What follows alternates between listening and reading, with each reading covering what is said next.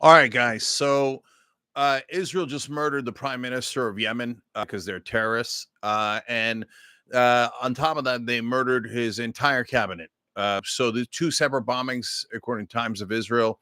And why did they do that? Okay, you guys ready? Of course, as always, they're a defense for every time they go and attack neighbors, start wars, slaughter people, assassinate world leaders. Their excuse every time is what? Self-defense. Self-defense.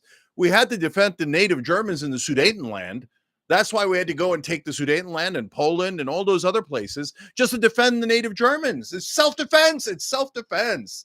That's why we had to, starve the Palestinians to death, because collective punishment and the murder of young children from malnourishment is self-defense. No, it's not. It's what fascists do. It's what terrorists do.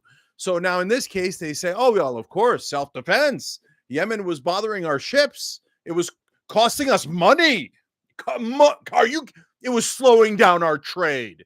If you're slowing down our trade, well, then, of course, you deserve to have your entire cabinet murdered by the terrorist state of Israel. Okay, so now, is it definite that they're terrorists? Yes, because let's just do the shoe on the other foot, and real simple. So, for example, if the Houthis had murdered Benjamin Netanyahu, would they be called terrorists by every media organization? Well, you all know the answer to that. If you're a big Israeli supporter, you hate Israel, you're somewhere in the middle, you all know the answer. Of course they'd be called terrorists. Oh my God, they murdered the prime minister of Israel. Terrorists! And they're Muslim on top. Dirty, savage Muslims. Terrorists, right? If they murdered the entire cabinet of Israel, what would they be called? They'd be called the worst terrorists in the world. Israel does it. They're like, nah, who cares? That's totally fine. No, so we got to send them money. Hey, guys, go to work today. Make sure you do a double shift, because you got to send some of that money to Israel to start endless wars with their neighbors, to start a genocide, and make us pay for all of it. And by the way, now what's going to happen with Yemen and America?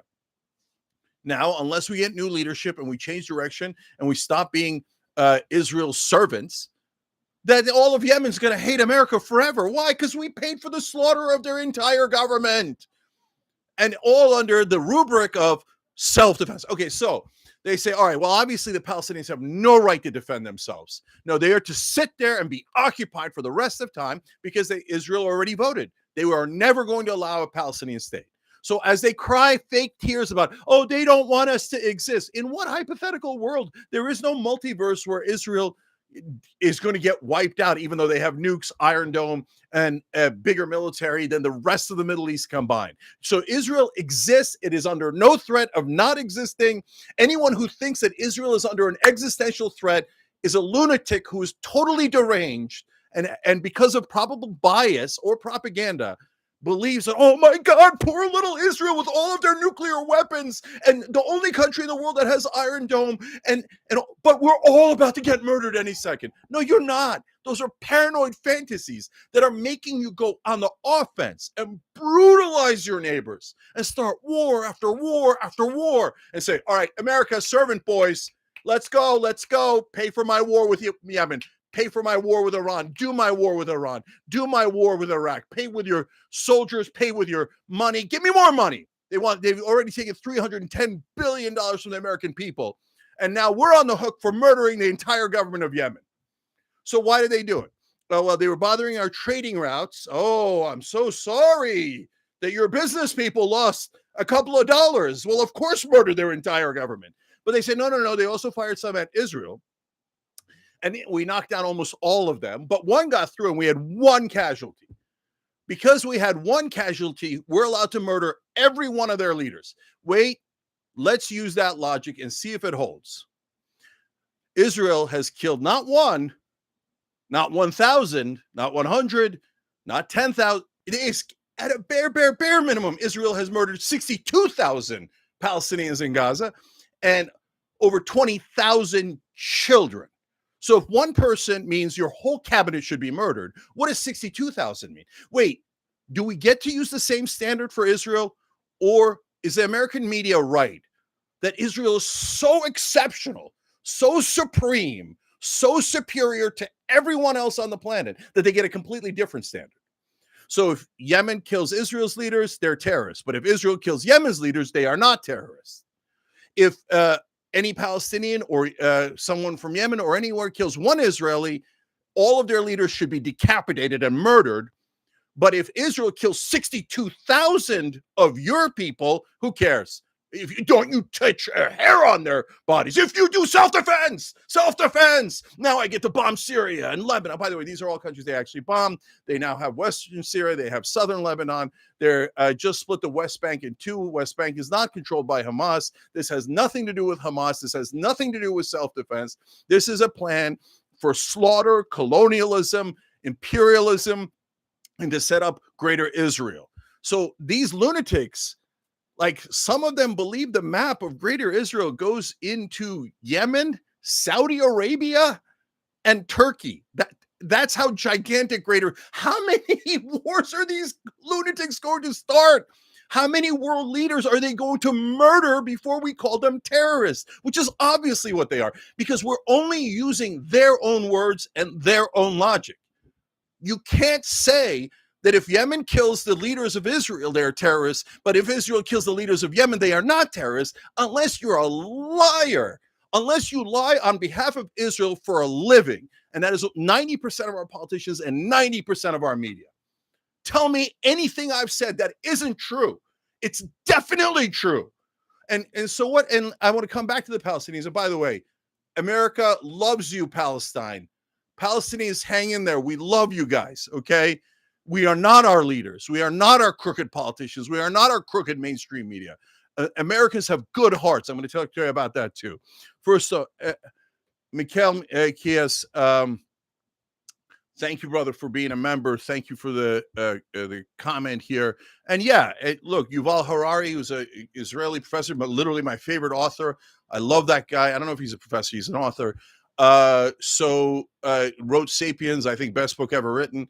And he's saying the same thing. He's like, look, we used to be known for having a great culture, a loving culture, a culture where we were suffered through those atrocities, but we made it out. And that was kind of heroic. Now we are the oppressors. And that's what we're going to be known as now.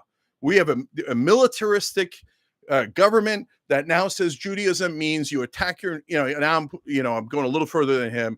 Now he's saying we're going to be known as the military oppressors. Okay, so that's Yuval Harari. Now I'll pick it up from there and say, look, guys, of course they are. I mean, if you're a young person growing up in the world today, who is the one government that is constantly attacking all of their neighbors, constantly murdering their neighbors' leaders, and doing an occupation that is basically a dictatorial government of 5.5 million Palestinians and saying, we're never going to let you go. You are inferior to us. So we will starve you whenever we want. We will bomb you whenever we want. We'll kill your reporters, your human rights workers. We'll kill any of you. We'll kill your children. Why? Because I don't feel safe. You don't feel safe. Imagine being a Palestinian, you monsters. And right now, Israel has lost its mind.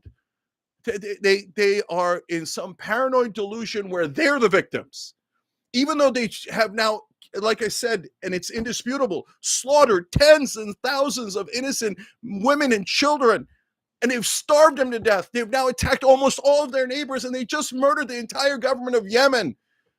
No, they're the victims. And by the way, if Israelis go talk to an Israeli supporter, they believe it with 1,000% of their heart. They're not lying to you, actually. They're just blinded by their bias. So they genuinely believe it. They're like, oh my God, one person, one precious Israeli was killed. Okay, you're right about a precious Israeli. That's terrible. I don't want anybody killed. Now, how about the 62,000 precious Palestinian kids? And I'm sorry, civilians. And you say, oh, well, they're not all civilians. Even according to the IDF's own numbers, they know we got it from them. Again, Israeli press did it in The Guardian. 83% civilian kill ratio. Hamas's was at the outer edge of October 7th, according to the outer edge of the estimates, it was at 67%. So Hamas is the dirtiest, most vicious, terrible terrorists in the world because their civilian kill ratio is so high. It's 67%. Israel's is 83%. So what does that make Israel? If you're not biased, It's obvious what the answer is. It makes them terrorists by their own definition. So, and by the way, I checked around in the press a little bit. New York Times has it as like on the front page, on the side, not a huge deal, but like, okay, something. So, New York Times, not bad. CNN, you got to scroll down 4 different sections to get to it. Washington Post doesn't even have it.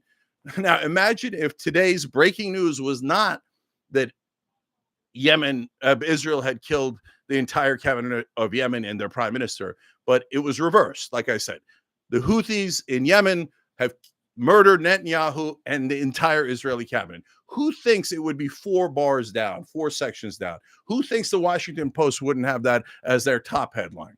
Oh my God, precious Israelis have been killed. Every Muslim in the world is a terrorist. You have to hate all the Muslims, and you have to fund their death and destruction and starvation, and you have to murder all of their governments. The precious Israeli lives have been hurt. Does anyone suggest otherwise?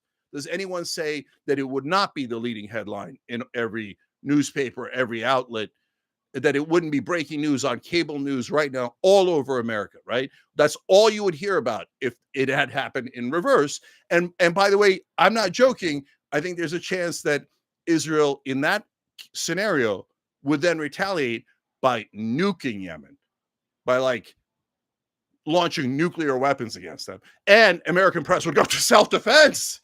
Self-defense, their entire cabinet was murdered.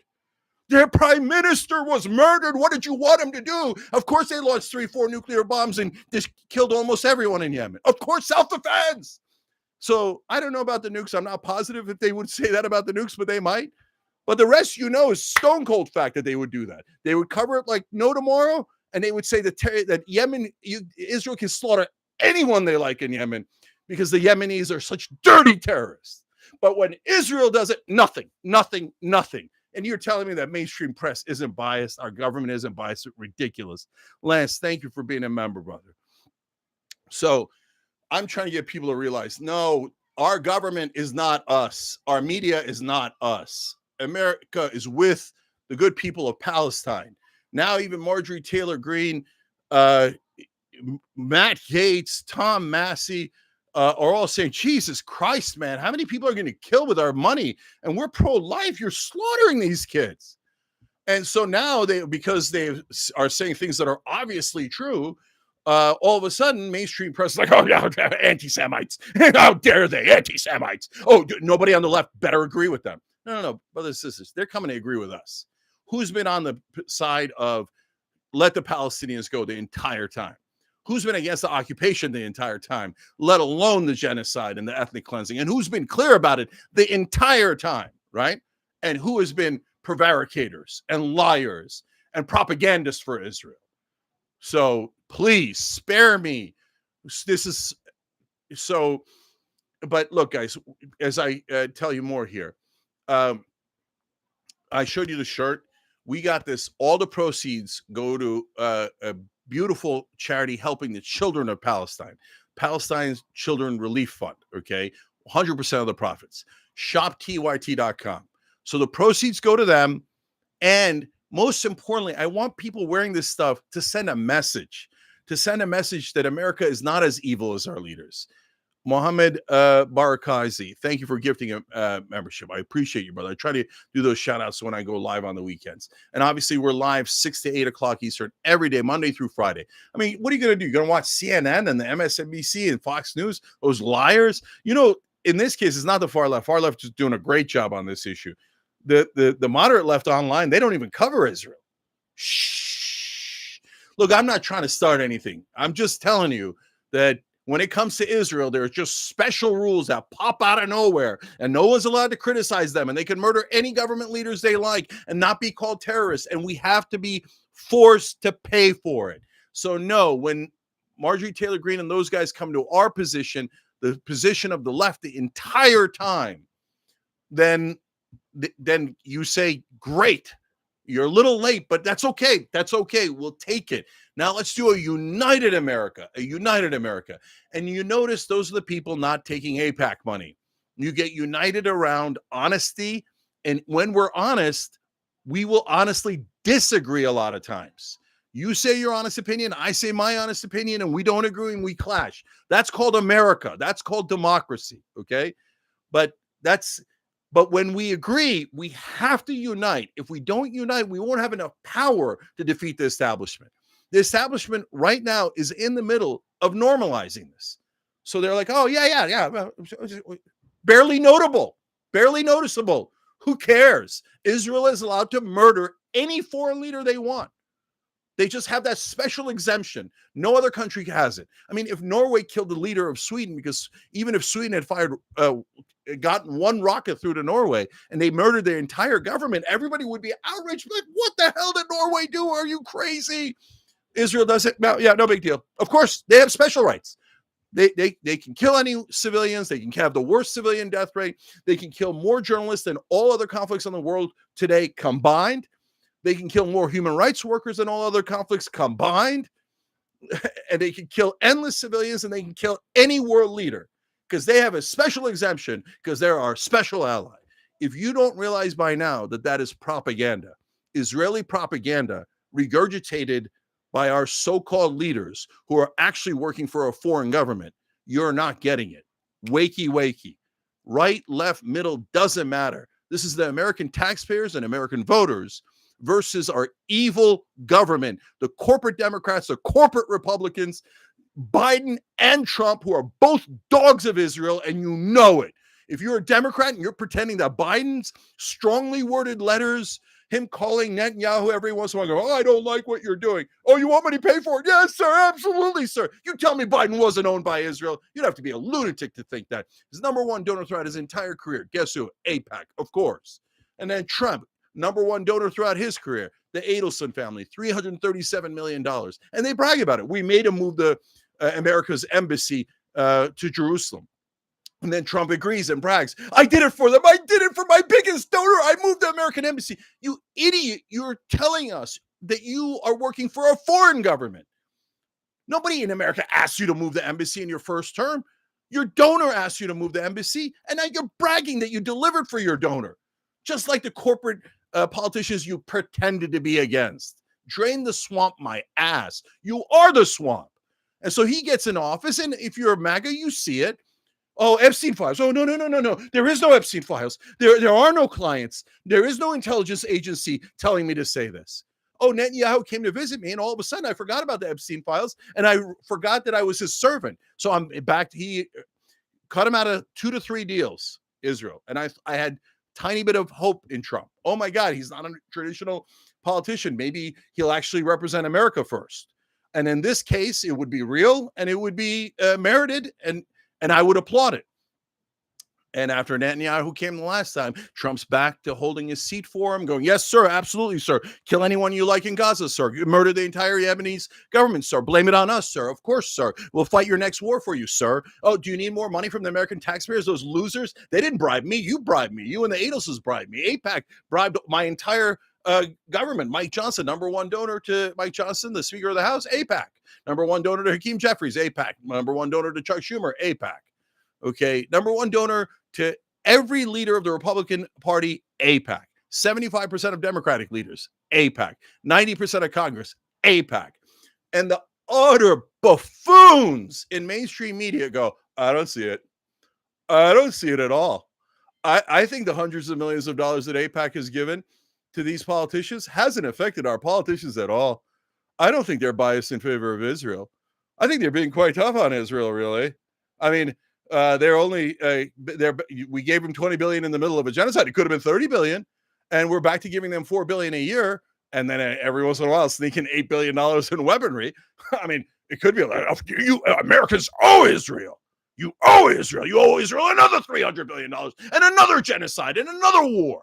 You owe Israel. That's what American media says. But if you dare question it, anti-Semite. You're such a hateful person. You hate Jews.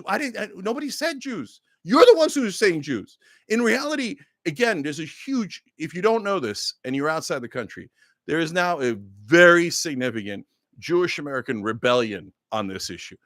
Like the younger Jews in America are totally against, on average, but significantly, according to the polling, against this genocide, against Israel's actions.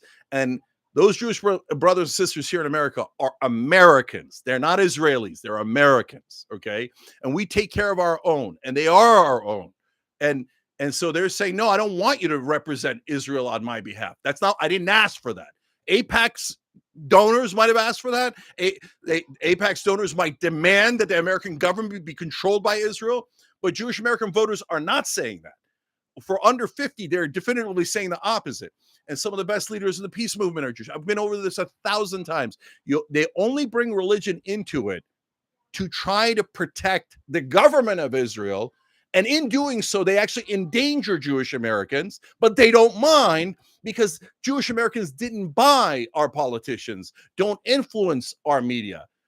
Israel does. It is a foreign government. If a foreign government that was a Muslim state like Saudi Arabia controlled our politicians, and to some degree they do, they put in a ton of money into think tanks and other things that we've covered before. I don't want any foreign government controlling us. But if Saudi Arabia said, oh, you are all being Islamophobic because of all the money I've given to your politicians and your think tanks and your media, no, you're not allowed to criticize me like that. Your criticism is banned. In fact, you'll be arrested and deported if you criticize Saudi Arabia again because you're criticizing and offending all Muslims. Everyone would laugh him out of the room. Who the hell? No, you don't represent all Muslims. No, we didn't elect you. We don't live in Saudi Arabia. It's absurd. You're using Muslims as human shields if you did that as Saudi Arabia. Oh, right. That's exactly what Israel is doing with Jewish civilians all across the world. They're using them as human shields. And they're saying, if you criticize my genocide, if you criticize me starving children to death, if you criticize me murdering the entire Yemenis cabinet and prime minister, then you're hurting these people that I've lined up to protect my evil government. And they never called my Jewish friends or family. They never asked them. That's not how it works. It is a government that is taking these actions. And the Israeli government now is despicable. It is horrific. It is fascist. And it is terrorist.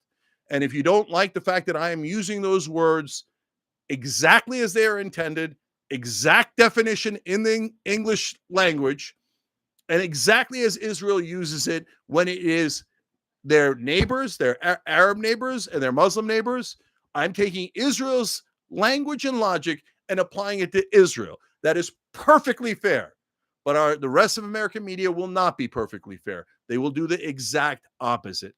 They will say, no, if you don't make special rules and exemptions for Israel, you're a hateful person and you should be fired and canceled and arrested. How dare you? If you're an American, give me your wallet and bow your head. Well, America's not going to bow its head anymore. Now they've lost everyone, left, right, and middle. So let's fight back in the right way, rhetorically, verbally, politically, and for God's sake, let's win on politics. And look, we'll put a link in the description box. Never vote for someone who takes AIPAC money. Never. Because that person is raising their hand and saying, I'm going to represent Israel, not America. Well, thank you for the admission. Thank you for the confession. But why in the world would I ever vote for you if you say I took money from this group that wants me to serve a foreign government and I made a promise to them to serve Israel and not America? Okay, then why don't you just then leave Congress? And here's how we're going to effectuate that. All of us sign a pledge. I don't care where it happens, but we have one. You can do what your own, and you don't even have to sign a pledge. You can have it in your own head. The first thing I'm going to check is, did they take money from AIPAC? If they took money from AIPAC or any other Israeli lobby, that's it. They don't work for us, and I'll never, ever vote for them. I vote for people who represent America and not a different country. And it is not a tough standard. That is not a hateful standard. That is actually a bare minimum standard. But the American media has brainwashed so many Americans into believing, that's outrageous. You should all bow to Israel. And if you don't bow to Israel, you're all hateful. America must serve Israel and give Israel endless money to do whatever they want. I'm sick of it. All right. 6 o'clock on Monday. We'll have more details. Guys, watch the real news, not biased in any direction. Tell you the actual facts. And we apply the same logic to every government and every politician. And so screw the labels. Actually serve the American people. And that's what we try to do here on the Young Turks. We'll see you Monday at 6.